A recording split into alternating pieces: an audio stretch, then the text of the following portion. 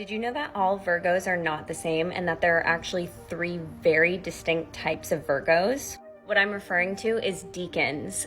Essentially, this is the practice of looking at the 360-degree zodiac wheel and breaking all 12 signs into 30 degrees. Now, once you do that, each of those signs is then going to be broken into 3 decans. Decans are the first 10, 20, and 30 degrees of each sign. But because there are only 28 days in each zodiac season, it's an approximation on the dates. Essentially, the further that you get into each zodiac season, the less that you act like your typical stereotyped sign.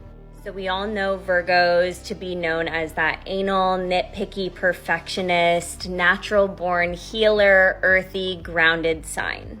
Virgos born between August 23rd and September 1st are going to show up in that way. These folks are considered Decan 1, the first decan of Virgo. They're detail-oriented, they can come off quite critical, but they're actually not well-versed in taking criticism.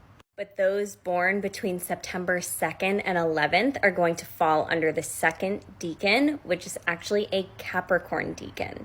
That means that these folks are sub-ruled by Capricorn, whose planetary ruler is Saturn.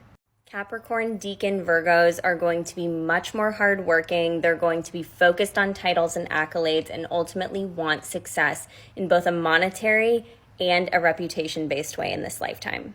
They're resilient, they're determined, and ultimately they do well at whatever they set their minds to. However, they can come off slightly more cold and aloof than typical Virgos because they're moving further down into the season. Now we get into Decan 3, which is going to be September 12th to the 22nd. This is going to be the Taurus decan.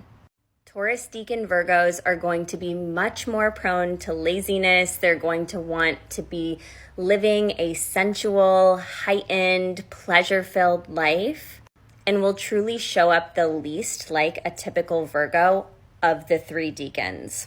They're reliable, they're based on loyalty, they love aesthetics, art, and all of the pleasures that life has to offer.